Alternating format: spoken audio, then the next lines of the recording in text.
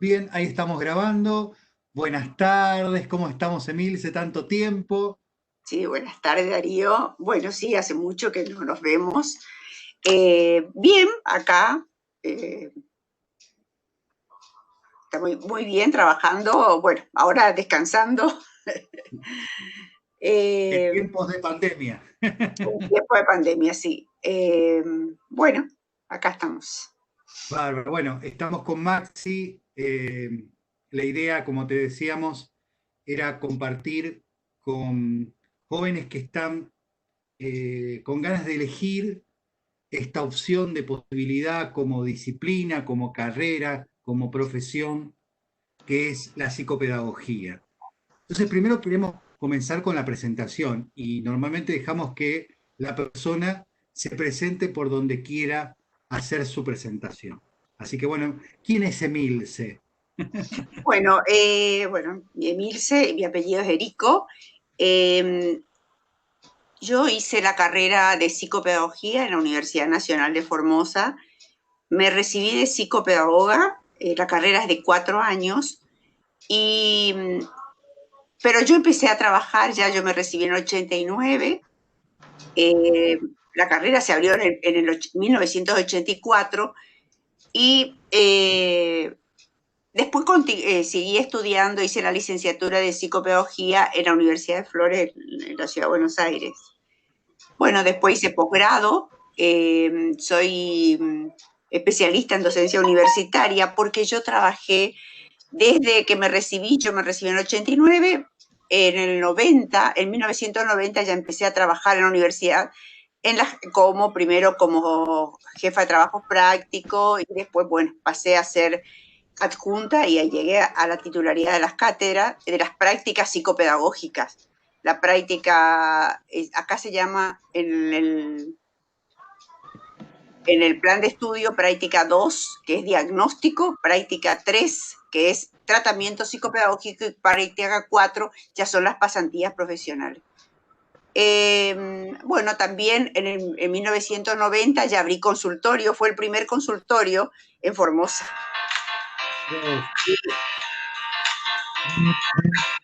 Los telefónicos, que esperen, que nos esperen un ratito.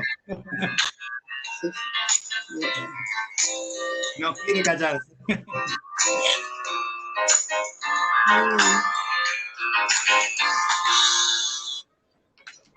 Eh, Decías esto de que el primer consultorio el psicopedagógico primer en Formosa. consultorio, sí, sí, sí. Pensaba, ay, ¿qué pasó? ¿Hola? No, no, Pensé, estamos. no, que, bueno, se dio la oportunidad de empezar a trabajar muy temprano. Ya me habían solicitado turnos, que acá, bueno, después te voy a poder contar sobre lo que es la psicopedagogía en Formosa. Y bueno, me compartí el consultorio con una psicóloga. Y bueno, y así empecé a trabajar y después, por supuesto, todos los años que hice en la universidad, que llegué Bien. a titular por concurso y llegué Antes de a ir ser por también ese, secretaria antes, académica de la Facultad de Humanidades. antes de seguir por esa senda académica, ¿qué te llevó a elegir psicopedagogía? Bueno, yo soy maestra y yo estaba trabajaba en el Ministerio de Educación como técnica docente, yo estaba a cargo del Departamento de Estadística Educativa. Y bueno, nos tenían que dar unos cargos importantes, unos cargos técnicos, y eran 4 escalafones. Y yo como jefa tenía que tener escalafón más alto. Entonces, pero tenía que tener título universitario. En ese año, en el 84, se abrieron muchas carreras en la Facultad de Humanidades. Bueno, en ese momento se llamaba Instituto Universitario. Todavía dependíamos de la UNE. Y entre eso había psicopedagogía. Nadie sabía lo que era psicopedagogía, pero me anoté. Y después había varias, todos eran profesorados. Entonces yo dije, ya soy maestra, ¿para qué quiero ser profesora? Voy a ver ser psicopedagoga. Y bueno, Ah, me fue bien, me gustó la carrera. Nos costó, en la primera promoción éramos casi todas docentes, éramos todas personas grandes ya, y entendimos lo que es la psicopedagogía ya cuando tuvimos verdaderamente profesoras que venían, acá no había, venían de Buenos Aires, de Entre Ríos, de Corrientes, y entendimos lo que era la psicopedagogía cuando empezamos las prácticas psicopedagógicas, cuando tuvimos con psicopedagogas, porque al principio eran psicólogas o pedagogas, por eso eran ciencias de la educación, y por ahí teníamos más más hacia lo psicológico, otra hacia lo pedagógico, y todavía no lo podíamos unir, pero entendimos lo que es la psicopedagogía cuando tuvimos las prácticas y que eran con psicopedagogas, que venían de Resistencia y de Corrientes. ¿Quién trató de esas personas que vinieron a comentar, las psicopedagogas de las que tuviste como docentes? Bueno, ¿Quiénes fueron las que te impactaron? Fue mi maestra, se llamaba, bueno, en Corrientes la conocen como Cheli Todaro, no sé si vos la escuchaste nombrar. Sí, la escuché. Bueno, y no sé si te enteraste que falleció. No, la verdad que... Ella se fue de Corrientes, hará 2, 3 años, se fue a Santa Fe, de donde de donde tenía la casa los padres, y bueno, falleció enseguida. Ella fue mi maestra en psicopedagogía, porque yo después, cuando empecé a trabajar, siempre se necesita la supervisora. Ella fue mi supervisora, yo viajaba a Corrientes a supervisar, y otras de mis maestras fue Alicia Fernández, que yo hice todo el posgrado de psicopedagogía clínica con Alicia Fernández en Buenos Aires. ¿Podemos comentar un poquito para los chicos quién es Alicia Fernández? Bueno, para mí, Alicia Fernández desgraciadamente también falleció. Alicia Fernández yo creo que es a pesar que por supuesto que está Sara Paín como iniciadora, ella también era discípula de Sara Paín, Alicia Fernández, pero para mí es la maestra de la psicopedagogía. Porque acá todo el mundo la conocemos, Alicia Fernández, ¿viste? Aparte, la humildad que tenía Alicia con el conocimiento era impresionante. Sí. Hay algunos videos que después le podemos acercar a los chicos, poquitos en YouTube, y hay algunos que entremezclados entre portugués y castellano.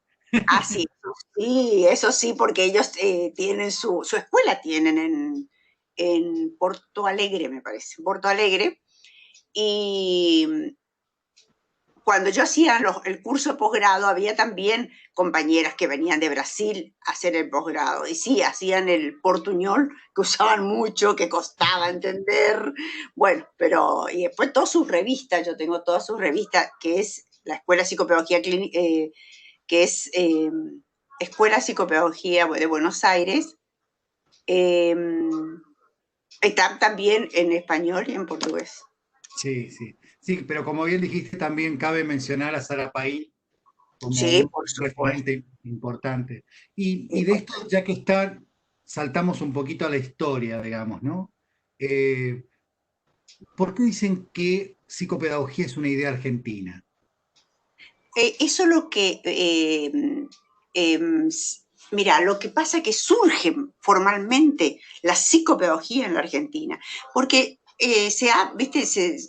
hay información sobre la psicopedagogía en otros países, pero no la llamaban como la psicopedagogía que nosotros entendemos como psicopedagogía. ¿Viste? Por ejemplo, decían exámenes psicopedagógicos. Hasta ahora hablan por ahí de algo psicopedagógico, pero vos entras y no es, a lo mejor es una prueba psicopedagógica, le dicen, pero no es lo que nosotros entendemos como psicopedagogía.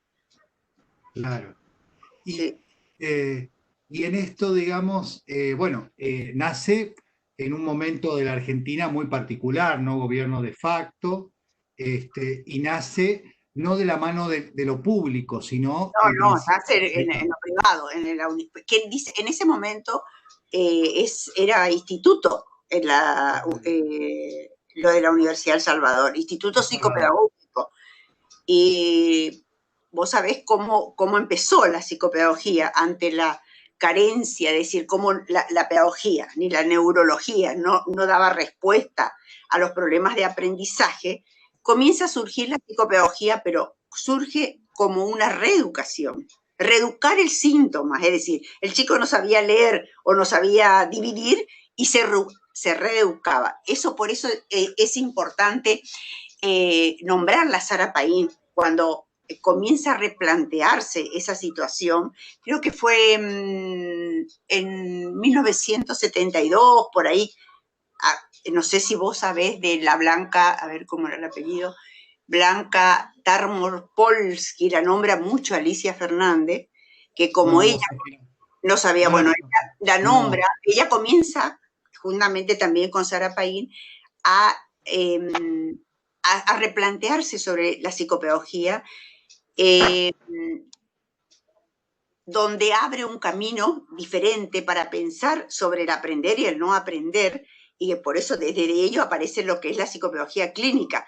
Y a la Blanca la mataron en la época esa. La entraron a la casa y mataron a toda la familia, sí. Creo que se salvó solamente un hijo que había ido a dormir en la casa de un amigo. Y Sara Paín se tuvo que exiliar. Claro, bueno, muchos como muchos, ¿no? Claro, muchos. Pero era decir, ahí fue el camino que abrieron para pensar la psicopedagogía desde otro lugar, teniendo en cuenta la subjetividad. No solamente es decir la cabecita, decir, vos no sabés leer, bueno, vamos a reeducar esto. Como una maestra particular vendría a ser. ¿Y por qué Marina Müller tiene tanta incidencia? ¿Cómo decís? Marina Müller. ¿Por qué tiene... Por supuesto, esta es otra de las maestras, Marina Müller. Así como, bueno, dije Alicia Fernández, pero también Marina Müller fue una de nuestras maestras. Nosotros la trajimos durante la carrera y después de la carrera la trajimos mucho a Marina Müller. Y hace 2, 3 años yo fui a... Buenos Aires fue, no me acuerdo en qué facultad, creo que era de filosofía, y se hizo un curso y estaba Marina Müller, muy bien, estaba todavía. Creo que sería del grupo inicial la única que queda, ¿no? Sí. Lamentablemente, ¿no? Lamentablemente. Bueno, después ya está ahí surgieron muchas ya ahora, ¿viste? Que escriben, que son nuestras bibliografías obligatorias acá en la universidad también, ¿viste? Claro, bien. Maxi, ¿vos querés preguntar algo? Sí, volviendo por ahí a la cuestión personal, digamos, porque ella planteaba que comenzaste a estudiar en el 84. En el 84 cuando se abrió la carrera, sí, en el 84, sí. Y en un marco de congreso pedagógico, de la necesidad de renovación, es decir, en términos educativos, digamos. La instalación del Congreso Pedagógico por Alfonsín, es decir, no sé, ¿vos decís que a partir de esto no? Mira, te digo que, es decir, ¿cuánto hay por ahí histórico, de influencia del momento? Y también en la charla anterior también hablábamos cuánto a veces el contexto nos condiciona a elegir qué queremos hacer. Y pensando en esto también, es decir, yo le comentaba a Ilse que muchos de los estudiantes que tienen interés por la carrera, en muchos casos nos preguntaron si era psicología, vinieron con diferentes ideas, digamos, en la cabeza. Entonces, la idea de estos encuentros era por ahí desmenuzar un poquito de cómo se llega y también preguntar a la gente que se decidió por esta profesión, qué es lo que la llevó, digamos, a decidirse, y también si las expectativas que tenían respecto a lo que uno dice o espera que puede llegar a ser esa carrera, se colman después una vez que comienza a transitarla. Maximiliano, vos sabés que acá, por ejemplo, nosotras cuando ingresan, hacemos el curso en la Facultad de Humanidades, que está la carrera, hacemos esta pregunta: ¿por qué eligen la carrera? Y generalmente eligen por psicología. Claro. Pero como acá ahora, antes no había psicología, tenían que ir a estudiar a otro lado. Claro, pero sí, ahora acá tenemos en la Cuenca del Plata, está la carrera de psicología, pero es privada.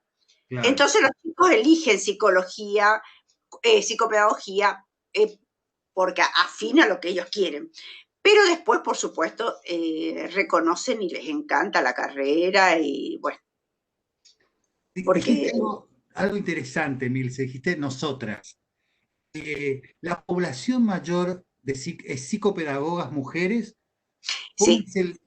¿Cómo sí. es la cantidad, digamos? Mira, de 50 alumnos y habrá 5 o 6 varones.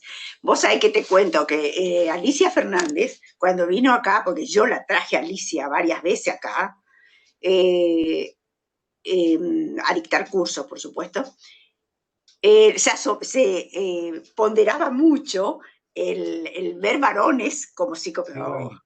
Sí. Sí, decía, ya no Ah, se ven muchos varones, decía, pero bueno, que se alegraba que haya varones en la formación de psicopedagogos, sí. ¿y por qué pensás, no estamos por hacer ciencia, ¿no? ¿Por qué pensás que esa de una población tan femenina, con tanta cantidad de mujeres en psicopedagogía? Yo pienso que es porque, primero, ¿sabe qué? También es una carrera que pueden trabajar independientemente, porque acá, ¿sabe qué pasa? Que primero, ahora recién, hace unos años, se creó el cargo de psicopedagogo en los colegios. Acá en Formosa no hay. Y fíjate Claro. que el cargo no es psicopedagogo, es maestro. Lo Ah, contratan como maestro. No hay todavía el cargo de psicopedagogo. Así que las chicas se reciben y abren su consultorio. Eh, y mira, y trabajan bien porque, bueno, si después te cuento, te puedo contar qué pasó con la psicopedagogía en Formosa al empezar, qué pasaba en la sociedad formoseña con la psicopedagogía. Y está más identificada con el ser psicopedagoga, ser mujer.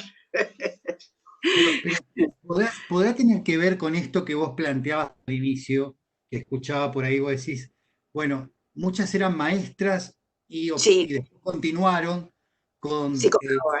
Sí, psicopedagogía.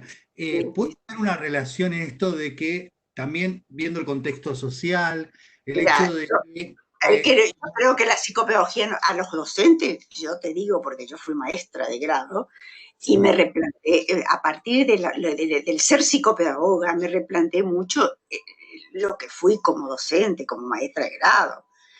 Eh, y siempre digo que voy a escribir cómo la mirada de la psicopedagoga a la maestra que fui, que de terror, por ahí yo pienso, que de terror, interesante, ¿no? es Porque en interesante. realidad, claro, porque en realidad no es lo mismo que hablar de la psicopedagogía hablando al pedagogo, sino vos hablando de tu historia, Mi historia como maestra, sí, yo claro, en ese digo sentido las sería cosas que difícil. uno hace como maestra. Mira, y ahora veo, por ejemplo, yo cuando tenía el consultorio, me iba a hablar con las docentes. Y cómo las docentes trataba a ese niño, y bueno, yo decía, Dios mío, ¿viste? Eh, bueno, señora, vengo a hablar de fulanito. Mirá este cuaderno, qué desastre. ¿Viste? Ay, bueno, y para mí también decía, pobre chico, ¿viste? Y no vaya a creer, Darío, que esto se Que perdió caput. mucho. Darío, Ilse, Sí, interrumpo un poquito porque me pareció interesante esto también en el sentido de que mencionaba que estas primeras mujeres tenían por ahí también un cierto compromiso político, pareciera, ¿no? Y también, por otro lado, esta cuestión de los cargos en las escuelas, es decir, el lugar de la psicopedagogía en las instituciones educativas. Acá también, hasta hace no mucho, y no todas las escuelas tienen es decir, las designaciones de un equipo psicopedagógico, y quisiera dejar ya de paso una pregunta para el final, pero antes de eso, es decir, plantear que seguramente hubieron en ese sentido muchas resistencias de la incorporación en los lugares donde se pudo incorporar la figura del psicopedagogo, y comenta también con esta relación con las maestras o los profesores, cierta resistencia. Me imagino que, es decir, en varios ámbitos, además del institucional, en ese origen capaz hubo estas resistencias, digamos, con la figura del psicopedagogo. Sí, No sé Maxi. si... Sí, Maximiliano, sí. Hay mucha resistencia. Es como, no te digo, hay docentes que aceptan, por ejemplo, una sugerencia del psicopedagogo, pero hay otros docentes que no quieren ni recibir al psicopedagogo. Y por ejemplo, en las escuelas, ahora que está la figura del psicopedagogo en las escuelas, te digo que nosotros hicimos un trabajo de investigación, que habrá mostrado, tenemos acá el libro, sacamos sobre el rol del psicopedagogo en las instituciones educativas. Hicimos todo un trabajo de investigación donde verdaderamente hay mucha resistencia del psicopedagogo en las instituciones. ¿Sabés qué piden las docentes? Este chico tiene problema de aprendizaje, solucioname el problema. Pero una psicopedagoga dentro de una institución no puede trabajar en forma individual, porque te imaginas con todas las demandas que hay. Entonces, tiene que trabajar con el docente. Y eso es lo que no acepta el docente. Claro, claro. Eso es lo que salió en el trabajo de investigación. Y además, hablando de resistencia, ¿no? Y de esta, además del ámbito escolar, en otros ámbitos, porque el psicopedagogo puede estar como asesor hasta en la cuestión, en los ministerios, en el Ministerio de Educación puede estar como asesor. ¿Se incorporó en otros lugares o es como que...? También en los hospitales. Por ejemplo, acá tenemos las salas de los centros de salud en varios barrios, y nosotros como profesoras de las prácticas intentamos hacer en los centros de salud y en los hospitales la práctica para que vean la necesidad del psicopedagogo también en los centros de salud. No hay cargos creados. Yo sé, cuando yo trabajaba un tiempo en el Ministerio de Desarrollo Humano, que es el de salud, dice que están creados, pero no están presupuestados. Claro. Ahora recién hay una psicopedagoga en el hospital de la Madre y el Niño, se llama, está trabajando ahí como psicopedagoga, pero no están los cargos creados en salud. Y ahora sí, en las escuelas especiales. Conforman el equipo interdisciplinario. En las escuelas especiales. Sí, ahí está el cargo del psicopedagogo, porque está el del psicólogo, el psicopedagogo, asistente social, creo que hay kinesiólogos, neurólogos también, forman el equipo técnico en las escuelas especiales. Y en esto de lo que hace a la cuestión política, porque hablamos de educación y educación y política siempre de la mano, no hay una educación sin política, lamentablemente, ¿no? En el ámbito general, ¿no? Sabemos que Dios atiende en Buenos Aires, tiene su escritorio, digamos, ¿no? Y de ahí bajan muchas cosas para todos nosotros.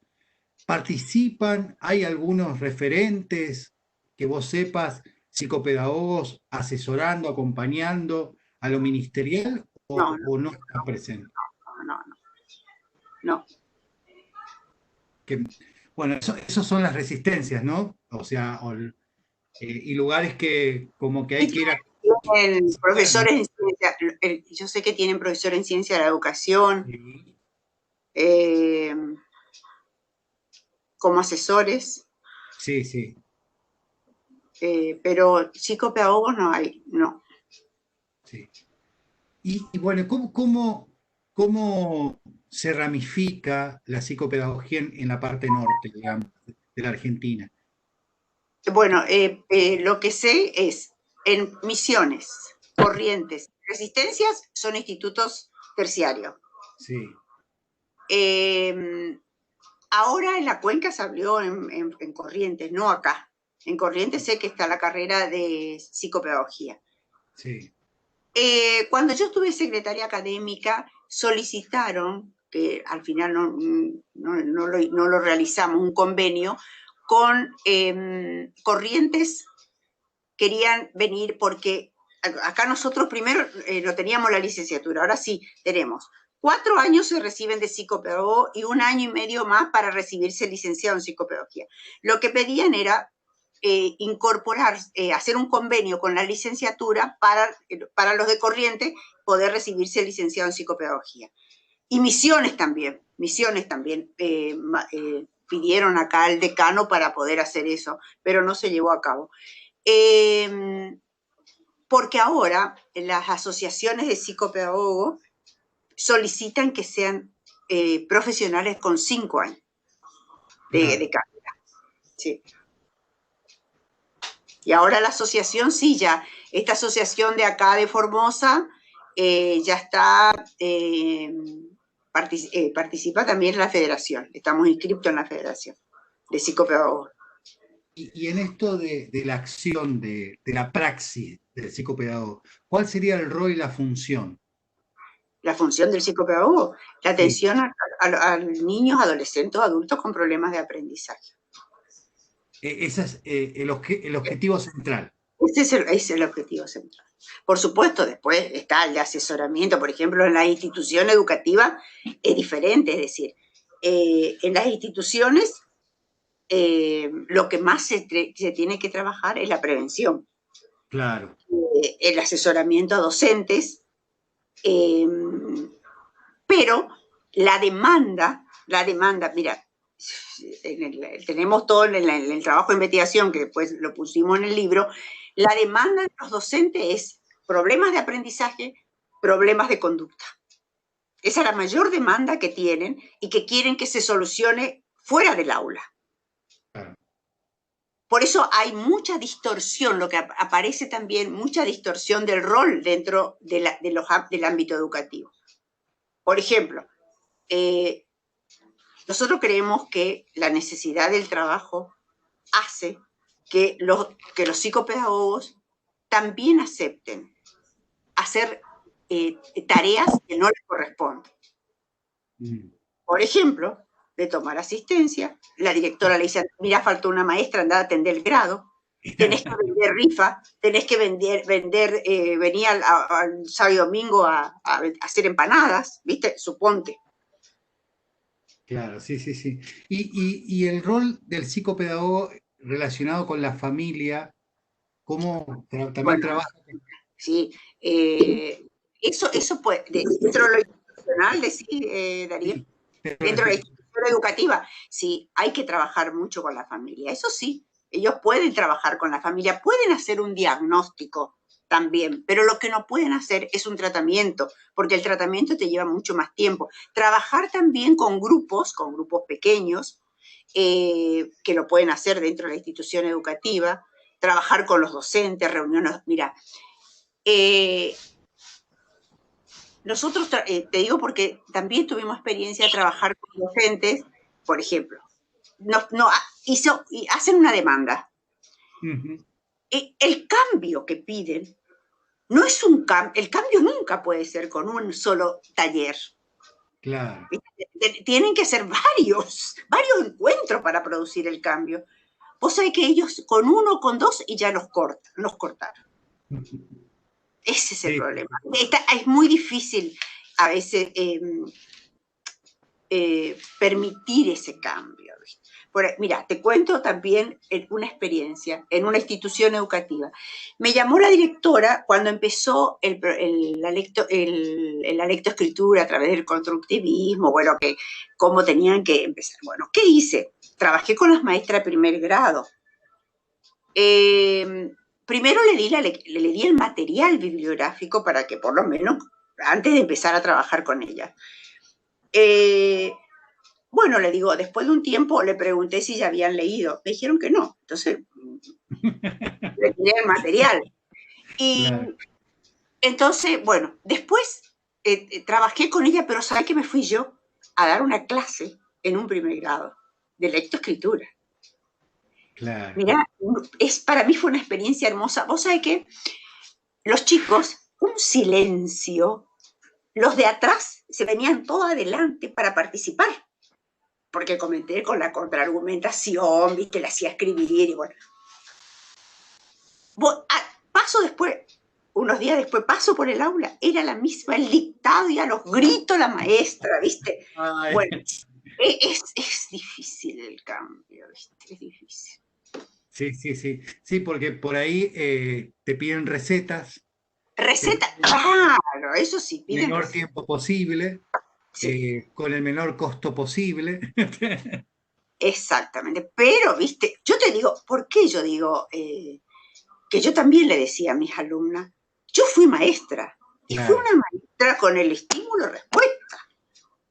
Lo que me costó a mí mi formación, aparte mis terapias y todo, para poder cambiar la cabeza. Totalmente, sí, sí, sí. Es lógico, ¿viste?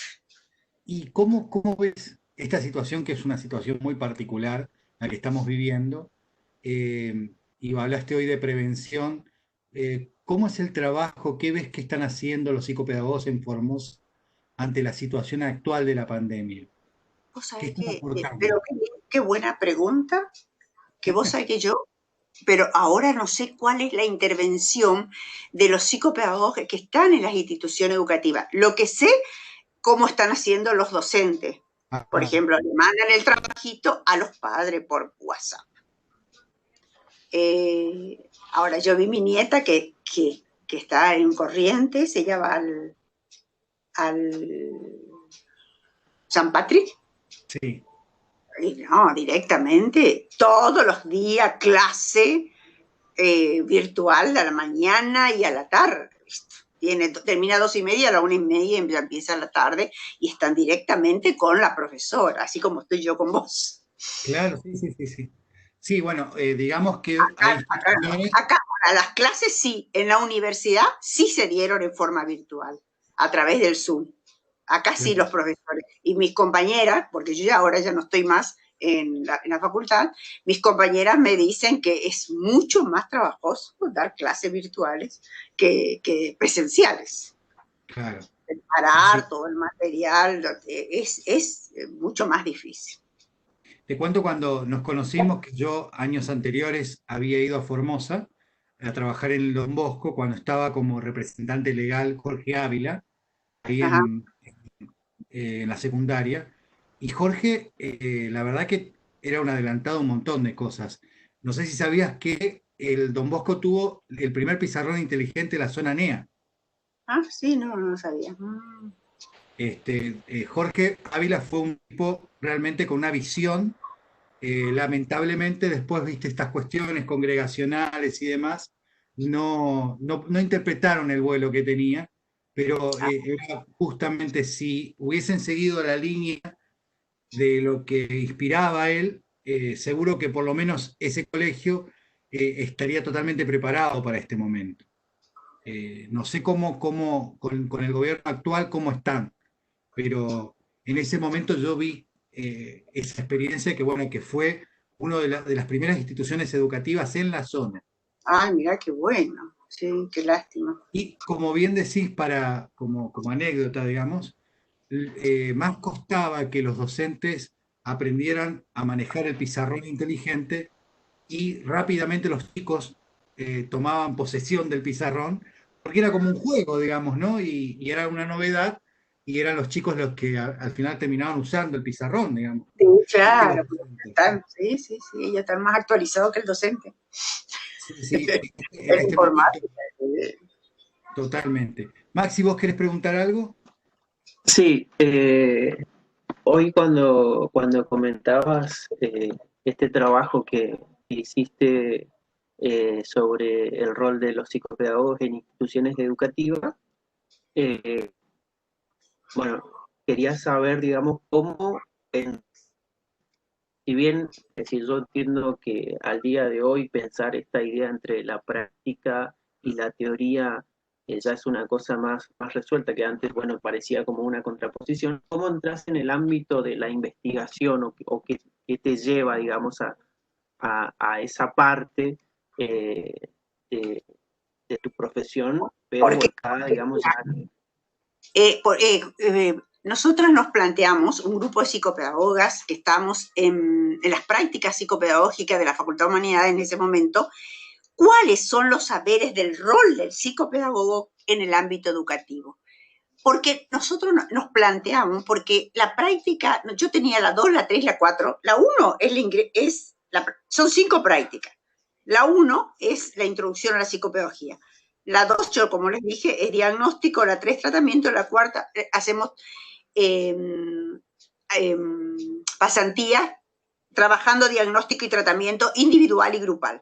Y la práctica 5 ya es el rol del psicopedagogo en las instituciones educativas. Nosotros nos dimos cuenta de que, a ver, ¿cuál era el rol que cumplían? Porque por comentarios sabíamos que no cumplían el rol psicopedagógico de acuerdo a la teoría. ¿Entendés? Es decir, ellos parece que estaban solucionando las demandas, y eso es lo que comprobamos ahora, que estaban alejados. Ellos, es decir, ante las preguntas que le hacíamos a los psicopedagogos que estaban en institución educativa, ellos sabían desde la teoría lo que tenían que hacer, pero en la práctica no la podían cumplir. Ese fue el resultado que obtuvimos. Claro, y además uno en la práctica... Es decir, que tenían que apagar incendios. Claro. Eso dice. Claro, porque además en la práctica, la vivencia, en el encuentro con la institución educativa, el poner el cuerpo ahí, uno puede saber lo que tiene que hacer, pero después hay algo que por ahí tenés que pasarlo, que es la situación de las resistencias, de la negación. Como siempre por ahí decimos, no hay una silla vacía esperando en la institución educativa. Pero por supuesto. Otra cosa es que, por ejemplo, no le permitían hacer los análisis institucionales. Obvio, no. Ahí se descubren muchas cosas, ¿viste? Claro, claro. Sí. Pedagógico, los vinculares, los conflictos institucionales, qué debilidad y fortaleza maneja, todas esas cosas no. Por eso te digo, ellas decían después, es apagar incendios. Totalmente. Por ejemplo, acá tengo un problema con un chico, por favor, acá tengo un problema de conducta, acá hay un problema, estos chicos no vienen a la escuela. Vos sabés que mucha demanda era que los padres nos mandaban a los chicos a la escuela. Bueno, que entonces, ¿qué tenía que hacer la psicopedagoga? Hacer una visita a la familia. Eso hacían, ¿ves? Con la asistente social. Y ahí, Emilce, también en esto entra la cuestión de los dilemas éticos, ¿no? Claro. En la selección profesional, ¿no? Por supuesto, por supuesto.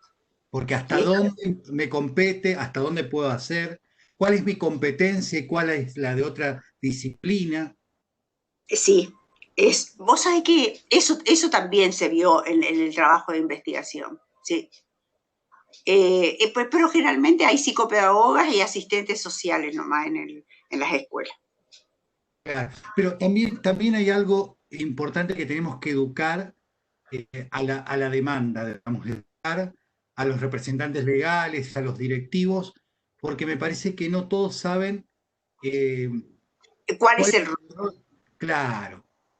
¿Cuál es el rol y qué tarea yo tengo que hacer? Vos sabés que yo hablé también con otras psicopedagogas y le cuento de que están en las instituciones y me dice, no a todas, porque seguro hay algunas con una personalidad mucho más fuerte y ponen bien el encuadre, ¿viste? Hacer un buen encuadre con la directora y con los docentes para ver, este es mi rol y esto yo puedo hacer. Claro. Pero también no se puede llegar mucho a los docentes, ¿viste? No. Es que hay que trabajar mucho para poder hacer un trabajo de prevención, modificar, por ejemplo, hay muchos problemas de conducta y bueno, hay que trabajar con el grupo, pero no es un solo encuentro, ¿viste?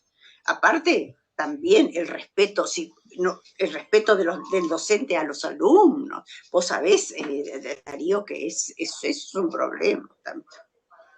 Y es una disciplina De joven. valorización, ¿eh? Es una disciplina joven dentro de todo. Sí, no, sí. Y aparte la desvalorización al niño, al adolescente, ¿viste?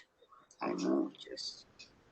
En esto de vos haber conocido colegas de otros lugares, en las características propias de la idiosincrasia formoseña, ¿no? Porque las características del norte es muy diferente a Buenos Aires, al sur, ¿sí? Eh, ¿Cómo ves eso? Mira, sí, por supuesto, la cultura es diferente. Acá por ahí hay muchas carencias culturales, ¿viste? De formación. Y eso, yo por ejemplo, como profesora, eh, recalcaba mucho a mis alumnas el respeto a lo cultural.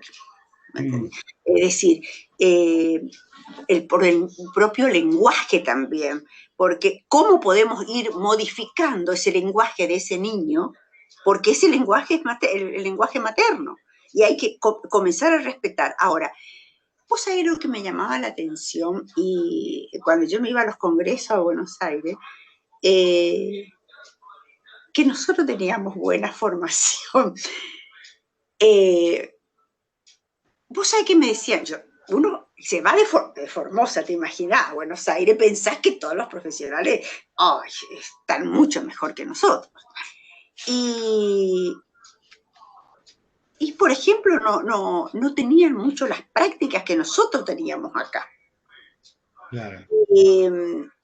Me decían, por ejemplo, había después chicas me decían, no, yo me recibo y hago práctica en los hospitales gratis. Por lo menos por mi propia formación, decían, ¿viste? Y después los problemas cuando cada una contaba las demandas que recibían, bueno, bastante parecidas también, ¿viste? Nuestras demandas. Pero esto de incorporar la antropología cultural como sí, materia, tener en cuenta el contexto social, de realidades, es muy importante. Sí, sí. Y vos sabés que nosotros tenemos dentro de la carrera, pero, viste, nosotros pensamos que, por ejemplo, de antropología o de sociología, tiene que haber un psicopedagogo con el sociólogo y con el antropólogo, porque enseñan cosas aisladas, no lo que puede trabajar el psicopedagogo. Por eso nosotros decimos en la carrera, siempre tiene que estar acompañado con un psicopedagogo para poder bajar a nuestra realidad, ¿viste? Después, bueno, vos tenés que, yo pienso que, bueno, todas las profesiones, no tenemos que dejar de estudiar nunca, ¿viste? Y hablar de eso, de estudio y demás, ¿qué pensás como movimiento, ¿no?, de desarrollo que se fue desarrollando la psicopedagogía? ¿Qué pensás que le faltaría incorporar en este tiempo para una mejora a la formación? Mira, y ahora se está incorporando mucho lo que es la neurociencia. Pero nosotros, yo con un grupo de psicopedagogas nos replanteamos sobre la neurociencia también. Muchas quieren usar porque como que le da una salida al problema. Claro. Pero, no sé, lo estamos replanteando sobre eso. Lo estamos replanteando, sí. Pero hay muchas que usan y dice, no, este niño, nosotros también nos replanteamos, bueno, por ejemplo, el problema atencionalidad, que yo no llamo déficit atencional, ¿viste? Sino un problema de atencionalidad. Entonces, hay muchos que están de acuerdo, colegas mías, de mandarla al neurólogo y con la medicación. Claro. ¿Para qué? Entonces, ¿sabes qué? Yo tengo 25 años de consultorio.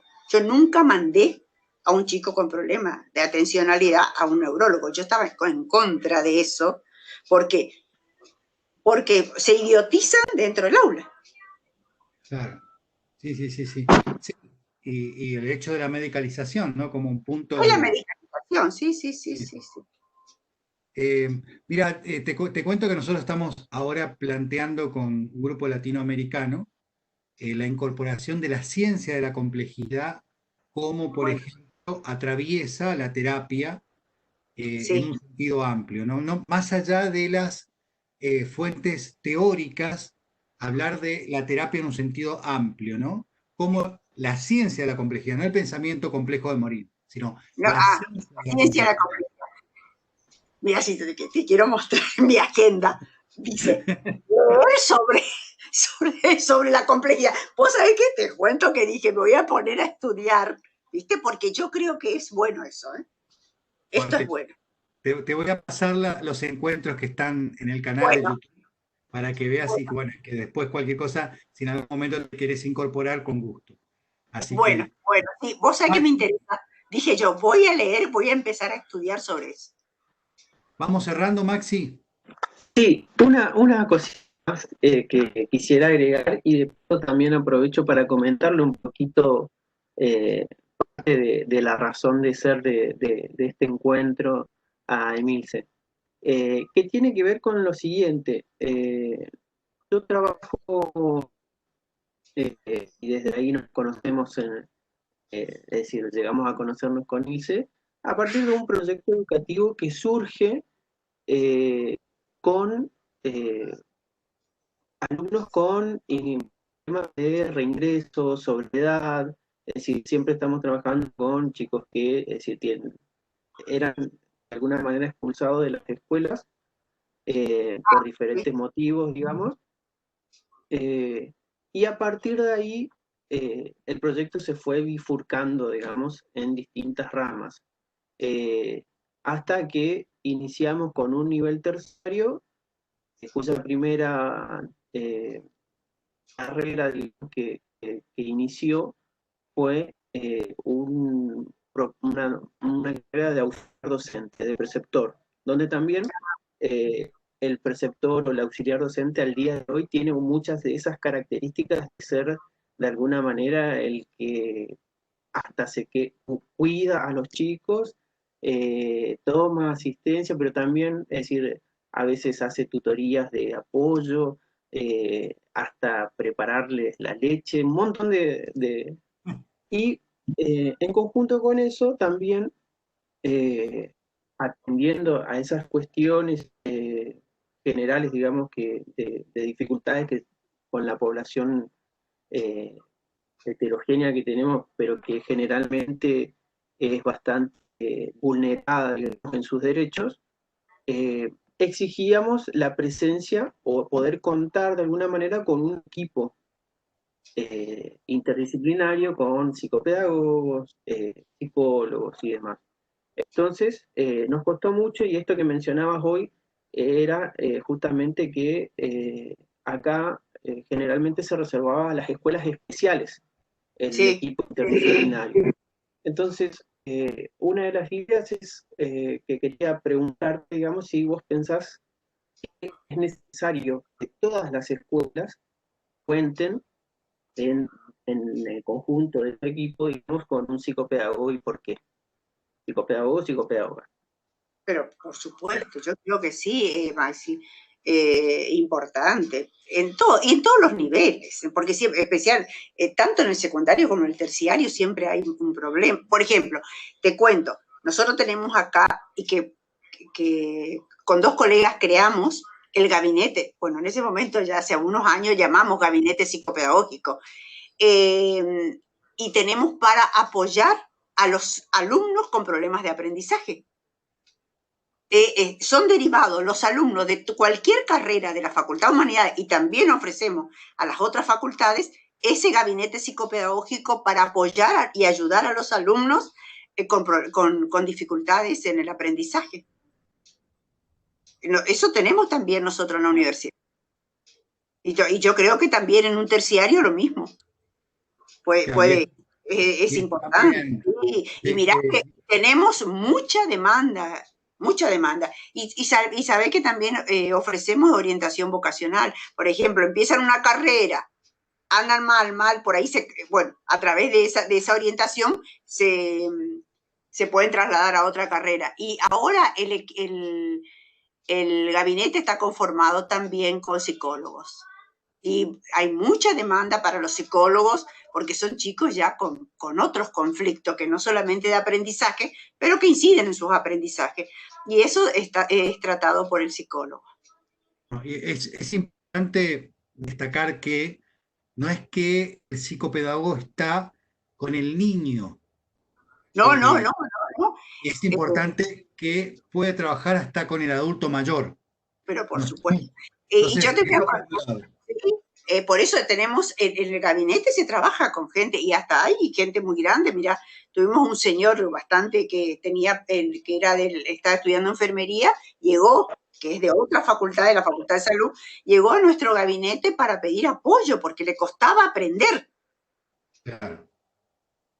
Sí. No, interesante el equipo. Nosotros, claro, no tenemos asistente social, pero sí está conformado por psicopedagogas y psicólogos. 2 psicólogos tenemos y 4 psicopedagogas. Qué interesante. Bien, esto de trabajar en equipo, ¿no? Como algo importante que tiene que ver con el contexto actual, más que nunca es trabajar lo interdisciplinario, ¿no? Pero es interesantísimo. Si tenemos un equipo interdisciplinario, y que cada uno tenga su mirada hacia esa persona, es muy interesante, ¿sí? Que no sacarnos el lugar entre el equipo, ¿viste? Sí. No, cada uno su mirada. Totalmente.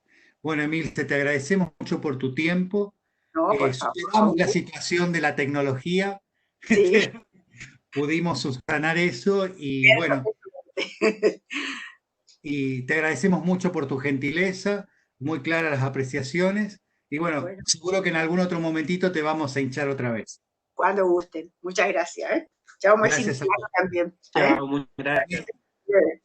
Que termines bien el día. Gracias igualmente.